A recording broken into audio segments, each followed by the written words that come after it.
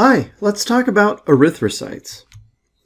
In this video, we'll talk about erythrocytes, their physical properties, their structure and functions of molecules that they contain called hemoglobin, the genetics of the globin proteins which comprise hemoglobin, the significance of hemoglobin's affinity for various gases. We'll also discuss erythropoiesis and blood doping.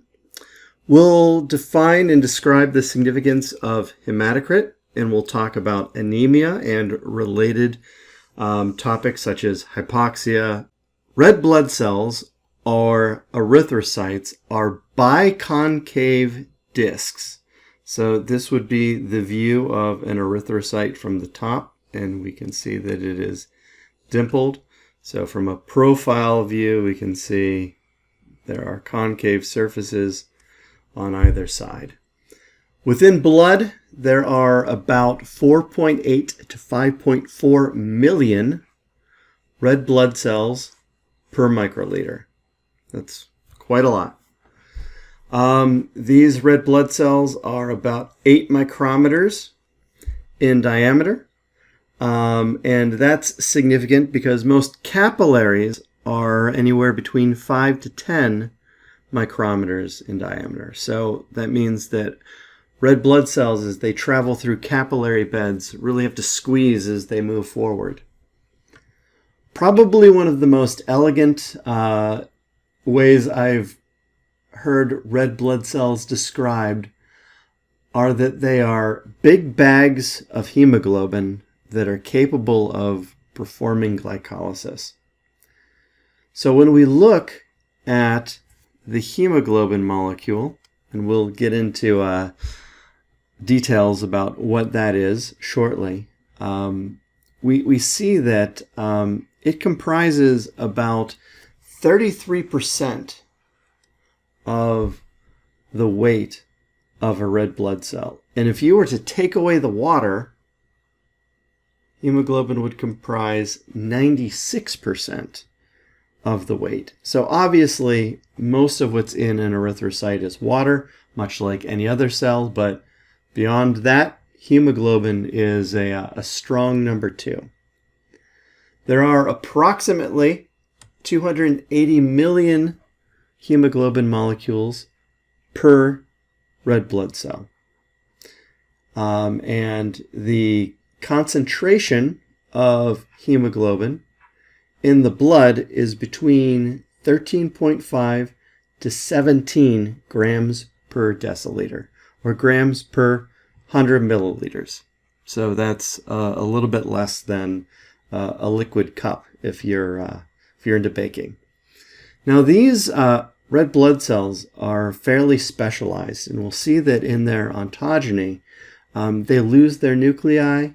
They lack mitochondria and other organelles, so their only means of energy is through glycolysis, which isn't a very efficient mechanism for producing ATP. Their shelf life is approximately 120 days, and typically they're being produced on the order of magnitude of about 2 million red blood cells per second in your body. So red blood cells are such a big deal because many organisms require oxygen. Oxygen is the terminal proton acceptor in chemiosmosis, and as such, oxygen is necessary to make large quantities of ATP. So oxygen is picked up in the alveoli of the lungs by the surrounding capillaries, transported back to the heart, distributed about systemic circulation, and then in the capillaries of metabolically active tissues, oxygen is dumped so that these cells can make loads and loads of ATP. Absolute necessity for many organisms, humans among them.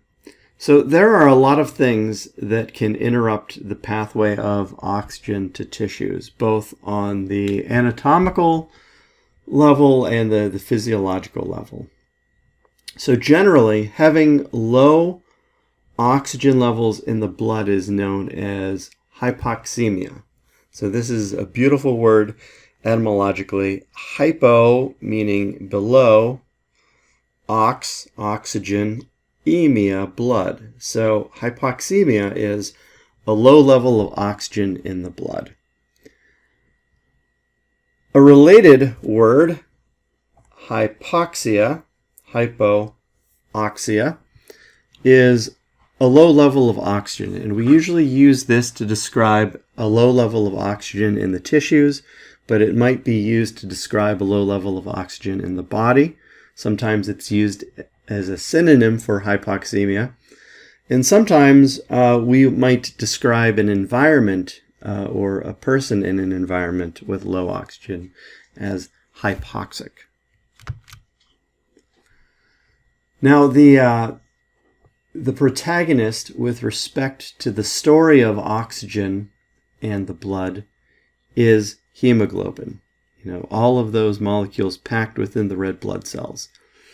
Hemoglobin is a heterotetramer, meaning there are 4 polypeptides of these that constitute this globin protein. So there are 2 alpha, so there's alpha 1 and alpha 2, and 2 beta subunits, beta 1 and beta 2, that work together in what we would call typical adult hemoglobin. So this is hemoglobin A. A is for adult, 2 alpha, 2 beta. So that's about 98% of the total amount of hemoglobin in adults, which would mean that there are other types of hemoglobin, which we'll see. So hemoglobin, there are these 4 globin proteins, and at the center of each is a heme group, porphyrin with an iron atom in the center. And that is where we can have the binding of various gases, in particular, oxygen. So these binding sites are going to have different affinities for oxygen, meaning depending on conditions, the binding site may want to grab and hold on to oxygen more strongly, or might want to hold on to it less strongly, or even disassociate from it. And so, as diatomic oxygen bonds to one group, the affinity for oxygen at other groups increases. And as more oxygen binds to groups, the affinity for oxygen of these other groups increases even more. That is what we mean by cooperative binding. You get some oxygen and you want more oxygen. But there is also competitive binding that occurs at these heme groups. This competitive binding occurs with carbon monoxide, because carbon monoxide can bind here, and sad news flash, carbon monoxide has, or I should say, hemoglobin has a higher affinity for carbon monoxide than it does for oxygen. We'll see what that means shortly. We also have allosteric binding, so molecules that can bind elsewhere on hemoglobin that can affect the affinity of each subunit for oxygen. So as we'll see, carbon dioxide and protons can affect the shape of the binding site for oxygen, and thus affect affinity. So can nitric oxide, or laughing gas. I'm sorry, laughing gas is nitrous oxide. Nitric oxide is a byproduct of cellular metabolism that can be produced in the endothelium of red blood cells. But nevertheless, that can happen. Let's turn our attention to this hemoglobin association curve. So this is really charting the saturation of hemoglobin. So this would be 100% saturation. This would be 0% saturation, with the partial pressure of oxygen measured in millimeters of mercury. So as we can see here, we have a nice sigmoidal curve, or S-curve. And so just to plot some numbers on here, so if we go over here, let's say at about 104 millimeters of mercury, partial pressure of oxygen, if we take this all the way to the top, we'll see that we are close to 100%. We're probably at about 98, 99% saturation there. This would be what we would see, you know, in the capillaries and the pulmonary arteries of the lungs. So this is very richly saturated hemoglobin, very, very high. We can probably go down to about, 40%. I'm sorry, 40 millimeters of mercury. This is approximately what the capillary, or the surrounding partial pressure of oxygen, is in resting tissues. So as we take that up, we see that it's much less so. This is probably a hastily drawn graphic. This should probably work out to about 75% saturated. So as we can see, in resting tissues, there's going to be some offloading of oxygen from the hemoglobin. Now, there are some factors that can shift this curve right. That's also known as the Bohr effect, or left, which is known as the Haldane effect. And I don't want to get into the weeds here with this. So a couple of things, we can keep this pretty straightforward. So increase of temperature, increase in the partial pressure of carbon dioxide, decreases in pH. All of these things here will shift this curve to the right. And what does that mean? It means that in conditions that are very common around metabolically active tissues, so if you think about active muscle tissue, higher temperatures, more CO2 being given off, as a consequence of that decrease in pH through elevated levels of protons, we have this shift to the right.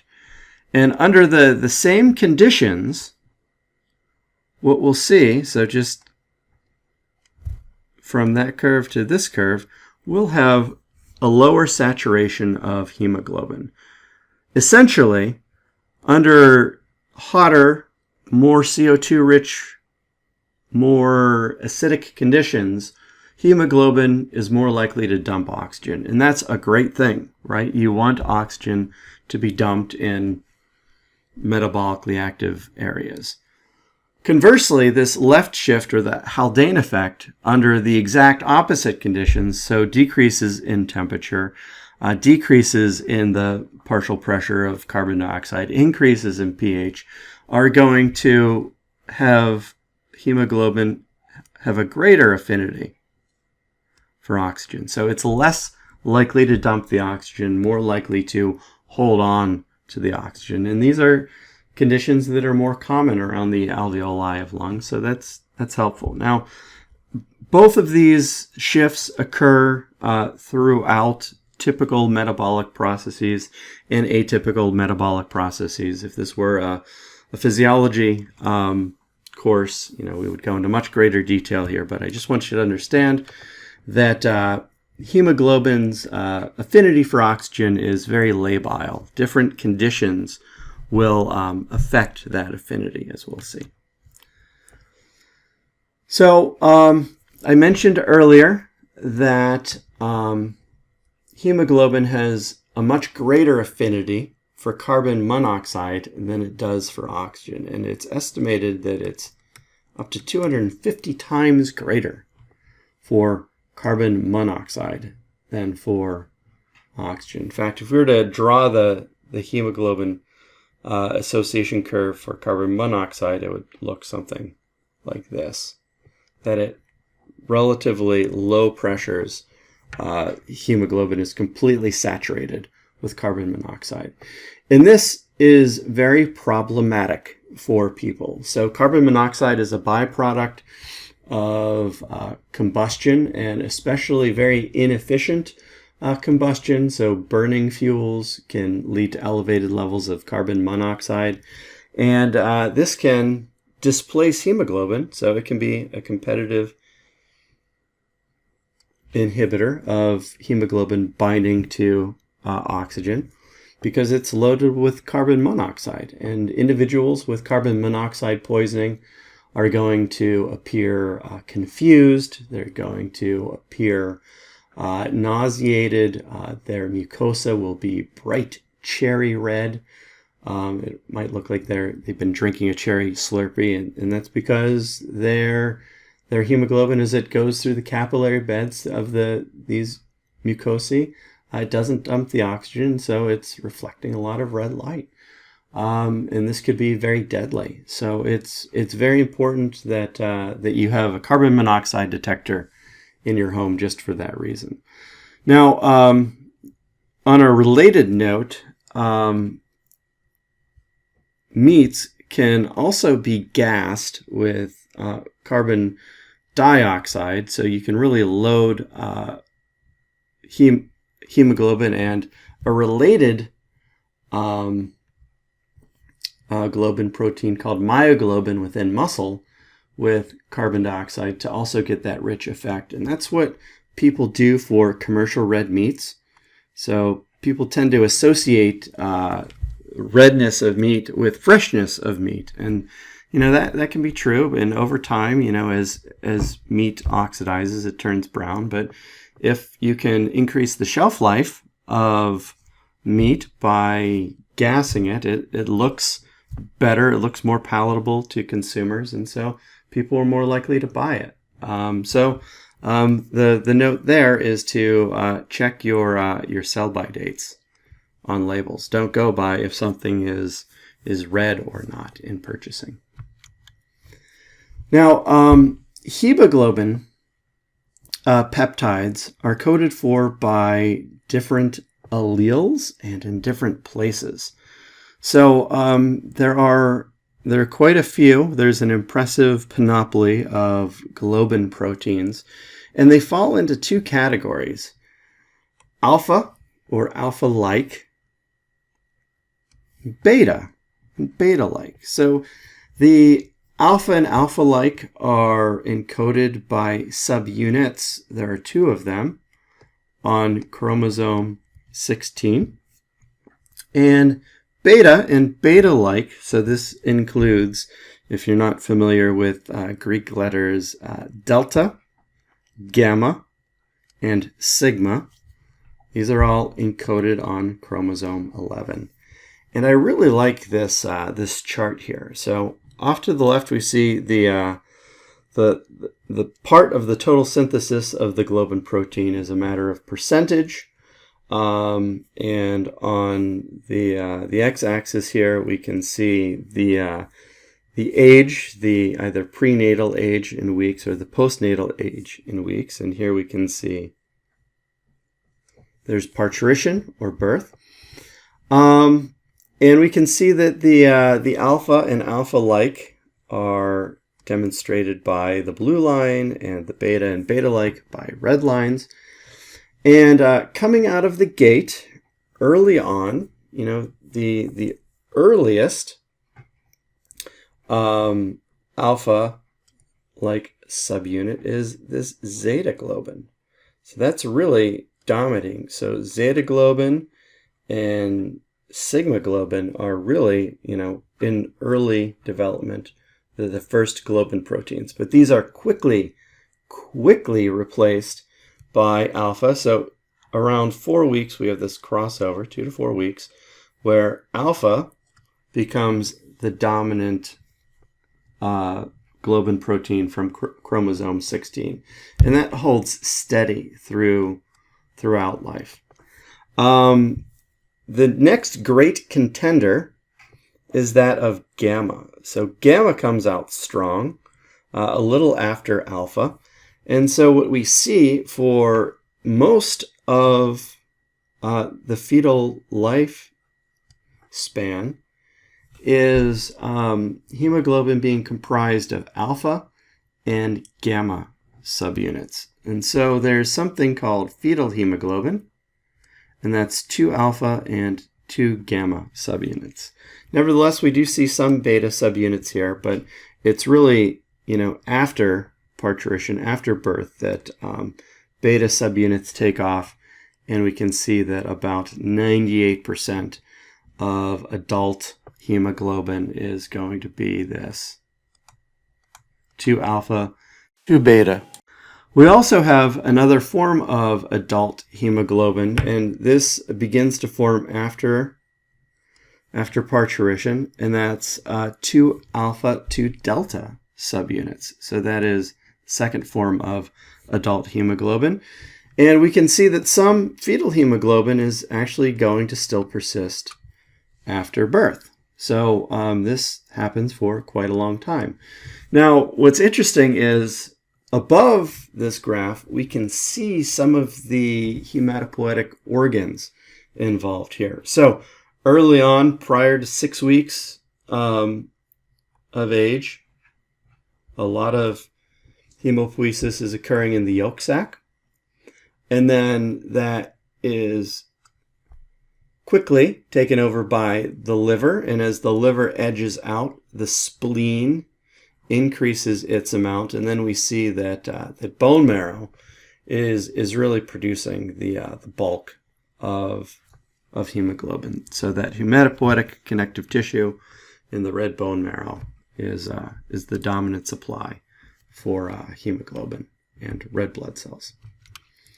So this process of erythropoiesis. So hemopoiesis is the process of the development of blood cells. Erythropoiesis is specific to erythrocytes. So erythropoiesis. So this is beginning as a pluripotent stem cell. There is further development into a proerythroblast and then an erythroblast. And then the nucleus is ejected and it becomes a reticulocyte, eventually an erythrocyte. There are far more details than this. We're just painting with very, very broad strokes here. This process of erythropoiesis is modulated by one very important chemical and some other growth factors. So that very important chemical is erythropoietin, or EPO for short. Erythropoietin, early in development, is produced by parasinusoidal cells in the liver, so that's during fetal development. And in adults, it's produced in peritubular interstitial cells, specialized fibroblasts within the parenchyma of kidneys. And so what happens is, under hypoxic conditions, so you have a certain, normal level of hematocrit there, but under hypoxic conditions, for, whatever reasons, these fibroblasts really kick in, and these hypoxic conditions are going to cause the fibroblasts to produce EPO. There are also other mRNA growth factors. They're called hypoxia-inducible factors, or HIFs for short. So they work in parallel with EPO. So whatever EPO is doing, HIFs are doing as well. And what that is going to do is, this takes about 10 days from soup to nuts. An individual is able to elevate their hematocrit. And And so if you can imagine an individual traveling from, I don't know, sea level or maybe a little above sea level to a high altitude area, and maybe they're going mountain climbing or maybe they're participating in a sporting event, they might feel more winded than usual. And as a result, they go through this process of erythropoiesis because they have, some generalized hypoxemia relative to their environment. It's really interesting, in a hypoxic environment, the level of EPO can shoot up several orders of magnitude. So it can go from 10 milliunits per mil to 10,000 milliunits per milliliter of blood. So that's a very quick change, but that total process does take about 10 days. So if you're planning on, hopping on a flight from Ann Arbor, Michigan to Denver, Colorado to participate in a marathon or hike some of the 14K peaks, you probably want to give yourself, maybe about 2 weeks to acclimate if you really want to be at the top of your game. It is possible that an individual can take advantage of this process to cheat in athletic events.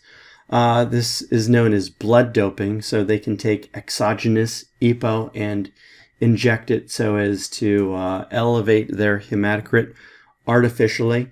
They can also take transfusions either from people of the same blood type, so that would be a homologous transfusion, or they can actually take transfusions of their own hematocrit. That would be an autologous transfusion to elevate their hematocrit also. Or you could just do it the good old-fashioned way of going to a high altitude and training there, and that would be natural blood doping, which is, sometimes an accepted form of conditioning. Most athletic agencies will test for exogenous EPO or look for stabilizers within the blood from transfusions to rule out blood doping. People get caught doing this all the time, stripped of their titles. But one of the major risks of why you don't want to do this is a condition known as polycythemia, and that is poly, many, cy, cells of the blood. When hematocrit is very high, so well above normal levels, you run the risk of spontaneous clotting, and so you can get infarcted tissues or even death. So this is largely to be avoided. Speaking of hematocrit, let's more narrowly define that. And you can see this individual here, selflessly donating blood here. Hematocrit is the percentage of red blood cells of total blood volume. And so, in natural populations, typically this is somewhere between 38 to 54%.